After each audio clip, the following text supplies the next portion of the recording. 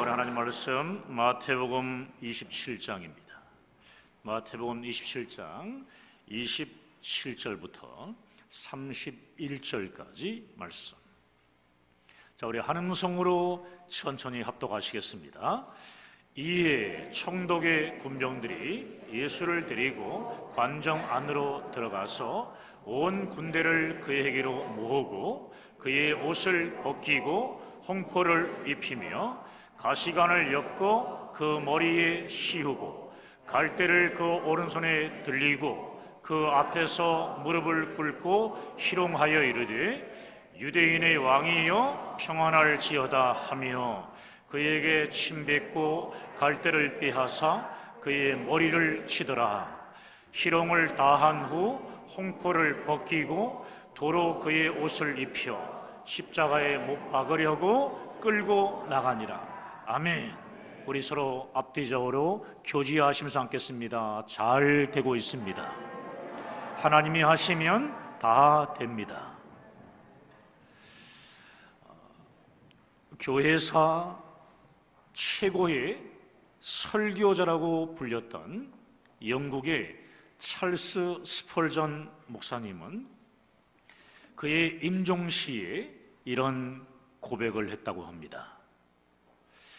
나의 평생의 설교와 신학을 한마디로 요약하면 예수님께서 나를 위해 십자가에서 죽으셨다는 것이다.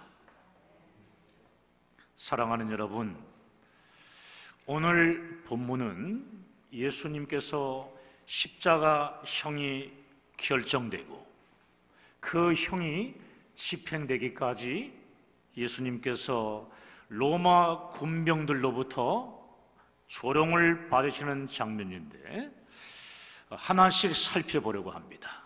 먼저 첫 번째는 우선 그들은 예수님의 옷을 벗겼습니다. 예수님의 옷을 벗깁니다. 벌거벗은 수치감은 창세기 3장 선악과를 따먹은 죄와 더불어 왔습니다. 그래서 옷을 벗긴다는 것은 수치와 모멸감을 주는 것입니다. 예수님은 우리의 모든 죄와 허물을 덮어주시기 위해 벌거벗음을 당하신 겁니다. 우리가 당할 수치와 창피를 예수님이 우리 대신 당하신 겁니다. 옷이 벗겨졌다는 것은 신분의 박탈을 의미합니다. 예수님은 우리의 신분을 하나님의 자녀로 높여주시기 위해 만왕의 왕이신 자신의 신분을 박탈당하셨던 겁니다. 두 번째는요, 군병들이 예수님께 홍포를 입혔습니다. 예수님께 홍포를 입힌 것은 예수님을 더욱 우스꽝스럽게 만들기 위한 것이었습니다. 마태는 홍포라고 지금 기록하고 있고 마가와 요한은 자색옷이라고 했습니다. 사실 자색옷은 황제만이 입을 수 있는 옷이기 때문에 아마 로마 군인들의 홍포 망토였을 겁니다. 걸치는 것. 예수님의 홍포는 왕의 홍포가 아니라 죄인의 홍포였습니다. 자, 이사야 1장 18절 말씀입니다. 함께 읽습니다. 여호와께서 말씀하시되 오라 우리가 서로 변론하자. 너희의 죄가 주홍 같을지라도 눈과 같이 휘어질 것이요 진홍같이 붉을지라도 양털같이 희게 되리라. 아멘. 여러분, 이 시간 무거운 이 죄짐으로 인해 괴로워하는 분 있습니까? 정죄의식 때문에 시달리고 있는 분 있습니까? 우리의 죄를 십자가에서 흘리신 대속의 피로 다 사해 주신 예수님을 바라보십시오. 여러분의 죄가 주홍같이 붉을지라도 흰 눈처럼 깨끗하게 될 것입니다. 자, 세 번째는요, 오늘 본문 바로 앞절에 26절에 있는 말씀인데, 예수님은 채찍에 맞았습니다. 채찍에. 유대 율법을 보게 되면은 40회 이상 채찍질을 못하도록 하는 규정이 있습니다. 하지만 율법을 알지 못하는 지금 로마 군병들은 어떻게 했을까요? 훨씬 더 많이, 더 잔인하게 채찍질을 했을 것입니다.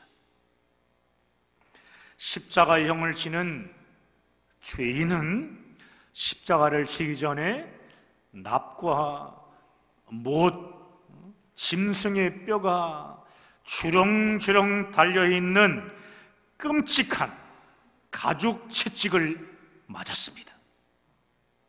몸이 약한 죄수들은 채찍에 맞다가 죽기도 했습니다. 잔인한 병사를 만나게 되면 끔찍한 가죽 채찍에 물까지 묻혀서 옆구리 쪽으로 휘가만 내리쳤고요, 그러면 창자가 쏟아져 나오기도 했습니다.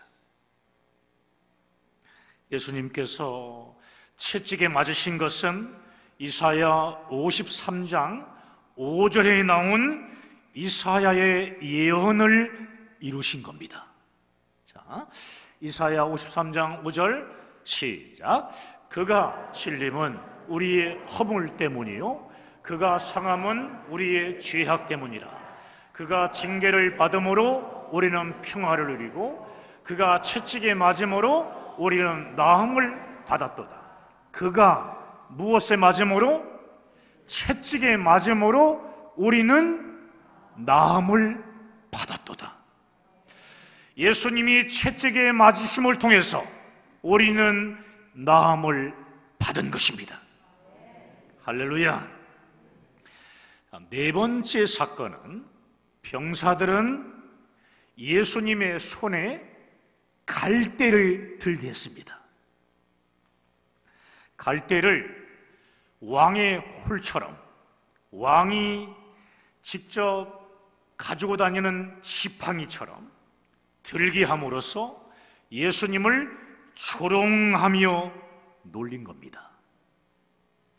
사랑하는 여러분, 사실 예수님은 진정한 만왕의 왕이시며 모든 인류를 심판하러 이 땅에 다시 오실 심판주이십니다. 예수님을 재판하던 재판관들도요, 그분 앞에 두려워 떨며 심판을 받게 될 것입니다. 예수님을 조롱하던 자들도, 예수님을 채찍질하던 자들도 심판을 면할 수 없을 것입니다. 이 세상 모든 사람들이 다 그분의 심판대 앞에 서게 될 것입니다. 오직 예수님을 자신의 구주로 믿어 하나님의 자녀가 된 자들은 이 심판을 면하게 될 것이라고 요한복음 3장을 통해 말씀해주고 있습니다. 다섯 번째 사건인데요, 예수님의 머리엔 가시면류관이 쓰여졌습니다. 가시면류관. 면류관은 왕관이며 승리자들이 쓰는 겁니다. 그러나 로마 군병들은 우리 예수님께 금면류관 대신 가시면류관을 씌우고 이렇게 조롱합니다. 유대인의 왕이여 평안할지어다.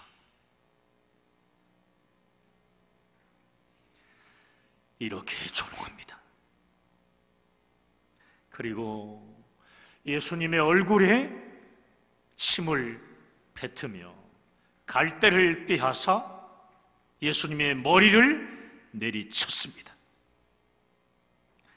만왕의 왕이신 예수님을 조롱하는 병사들의 모습은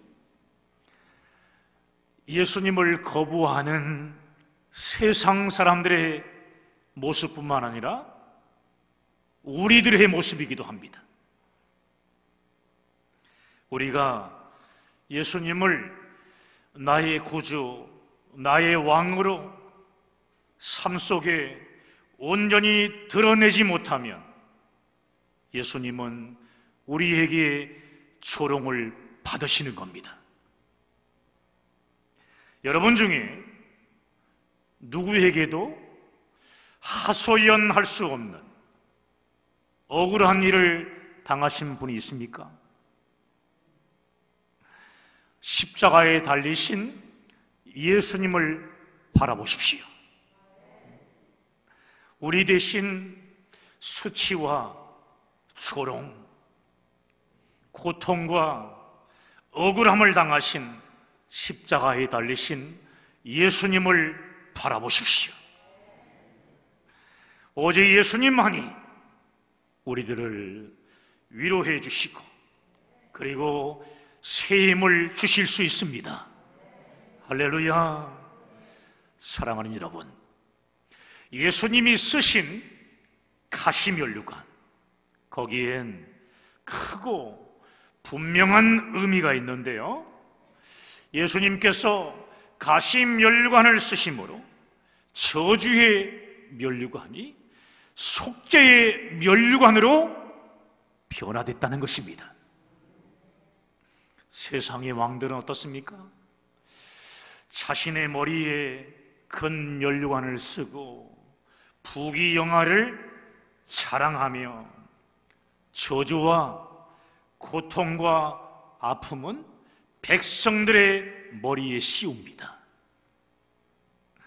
그러나 우리 예수님께서는 친히 저주의 면류관을 쓰시고 우리의 저주와 아픔과 그리고 고통을 다 담당하셨을 뿐만 아니라 예수님을 믿고 따르는 모든 백성들에게 영광의 큰 면류관을 씌워 주셨습니다.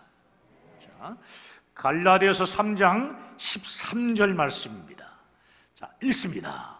그리스도께서 우리를 위하여 저주를 받은 바 되사 율법의 저주에서 우리를 속량하셨으니 기록된 바 나무에 달린 자마다 저주 아래에 있는 자라 하였습니다. 우리말 성경에는요, 저주를 받은 바 되사라고 기록되어 있고 또 번역하고 있는데요, 헬라어 원문에는 뭐라고 적혀 있냐면은 저주가 되었다, 저주 덩어리가 되었다, 이렇게 기록됩니다. 십자가는 예수님께 내려진 저주였지만 반대로 구원받는 우리에게는 축복이 된 겁니다. 사랑하는 여러분, 예수님의 머리에 박힌 이 가시는 언제부터 무엇 때문에 생긴 것입니까? 이 가시는 아담의 범죄로 말미암아 저주의 표징으로 생겨난 것인데요, 자, 우리 창세기 3장 17절과 18절 말씀입니다. 자, 읽을까요? 아담에게 이르시되 내가 내 아내의 말을 듣고 내가 내게 먹지 말라 한 나무의 열매를 먹었은즉 땅은 너로 말미암아 저주를 받고 너는 내 평생에 수고하여야 그 소산을 먹으리라. 땅이 내게 가시덤불과 엉겅퀴를 낼 것이라. 아멘. 죄의 결과로 생겨난 가시는 결국 인간의 영혼을 짓밟는 저주였던 겁니다. 그러므로 예수님이 쓰신 가시 면류관은 저주의 면류관을 의미합니다. 그러나 예수님께서 이 가시 면류관을요, 자신의 머리에 우리 대신 친히 쓰심으로 이제는 이 가시 면류관이 어떻게 바뀌었냐 하면 속죄의 면류관으로, 구원의 면류관으로 바뀌었습니다. 할렐루야. 사랑하는 여러분, 아무리 아픈 상처도 또 아무리 큰 상처도 혼자 움켜쥐고 있지 마십시오. 가시 면류관을 쓰신 우리 예수님 앞에 여러분의 상처, 여러분의 아픔을 다 올려놓으시기 바랍니다. 누구보다 우리의 상처를 잘 아시는 예수님이요, 여러분의 모든 상처와 아픔들을 지금 이 시간 치료해 주실 것입니다. 아무리 작은 상처라도 예수님은 외면하지 않으시고 피 묻은 손으로, 못자국 난 손으로 친히 어루만져 주실 겁니다. 세상에 우리를 찌르는 가시들이 얼마나 많이 있습니까? 가정에서, 직장에서, 만나는 사람마다 가시가 있고 상처가 있습니다. 세상에 얼마나 많은지 모릅니다. 잊을 수 없는 과거의 경험들, 지울 수 없는 쓴뿌리의 아픈 상처들, 용서받지 못했다는 정죄의 의식들이 가시가 되어 매일같이 우리를 찌릅니다. 사랑의 상처가 있고 배신의 상처가 가시가 되어 서로를 깊숙이 찌릅니다. 선한 일을 하다가도 가시에 찔려 상처를 받고, 교회에서 충성하고 봉사하다가도 가시에 찔려 울어야 될 때도 있습니다. 가장 거룩한 일을 하다가도 가시에 찔릴 수 있습니다. 또 우리의 불안과 근심, 고통과 갈등 같은 것들이요, 가시가 되어 우리의 몸과 마음을 찌르기도 합니다. 여러분, 가시로 인해 생긴 이 상처들을 여러분 어떻게 고칠 수 있습니까? 이 세상은 가시에 찔린 상처와 아픔들을요, 온전히 치료하지는 못합니다. 오직 가시 면류관을 쓰시고 십자가에서 대속의 피를 흘리며 죽으신 예수님만이 우리의 모든 상처와 아픔들을 치료해 주시는 것입니다. 할렐루야. 가시 면류관을 쓰시고 죽으신 예수님은 그야말로 실패자처럼 보였습니다. 그러나 그 가시 면류관은 승리의 면류관이 되었습니다. 예수님은 십자가의 죽음을 부활의 영광으로 바꾸셨기 때문입니다. 할렐루야! 사랑하는 여러분, 예수님을 따르는 우리에게도 가시가 있어 우리를 괴롭힐 때가 있는 것입니다.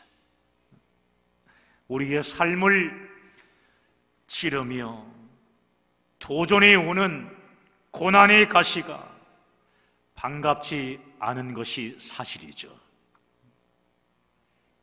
그러나 하나님께서 우리에게 가시가 오는 것을 막지 않으시고 가시를 허락하신 분명한 이유가 있다는 것입니다.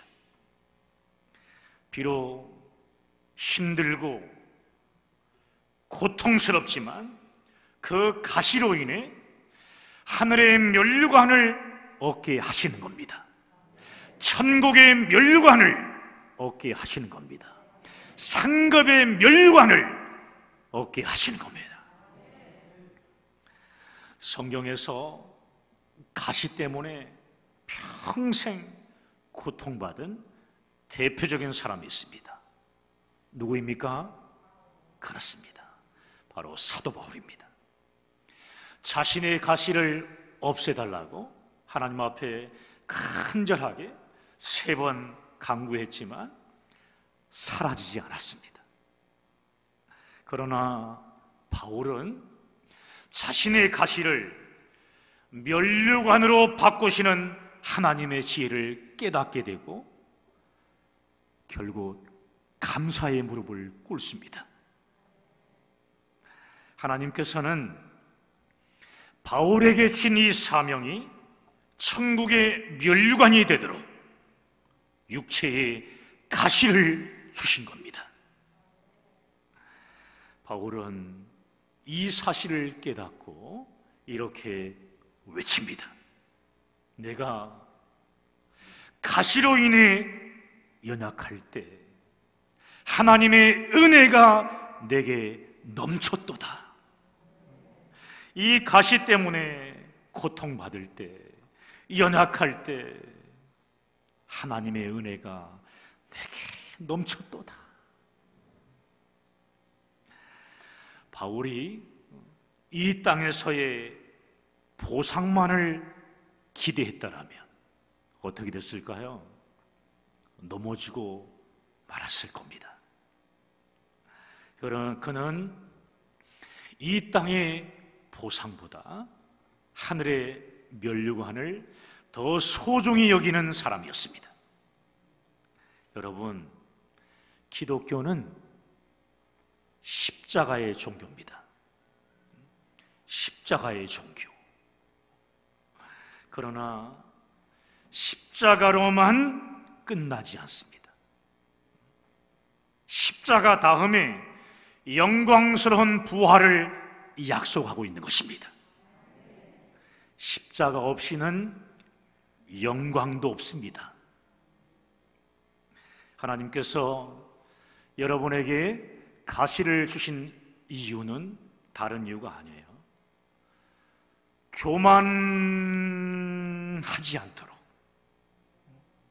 교만하지 않도록 하시기 위함이고요, 주시는 사명을 잘 감당할 수 있는 하나님의 은혜를 주시기 위함입니다.